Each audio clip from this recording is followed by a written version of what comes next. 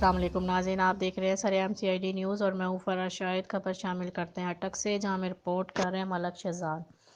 ان کا کہنا ہے ضلع بنوں میں آٹے کی مصنوعی قلت اور آٹے کی قیمتوں میں خود ساختہ اضافے کے بعد ڈپٹی کمشنر بنوں کی خصوصی ہدایت پر محکمہ فوڈ بنوں کی زیر نگرانی بنوں شہر کے مختلف پوائنٹس پر آٹے کے ٹرک کھڑے کر کے عوام کو 800 روپے 20 کلو گرام آٹے کے تھیلے فراہم کیے گئے اور عوام کی کثیر تعداد اس سے مستفید ہوئی۔ اس موقع پر اسسٹنٹ فوڈ کنٹرولر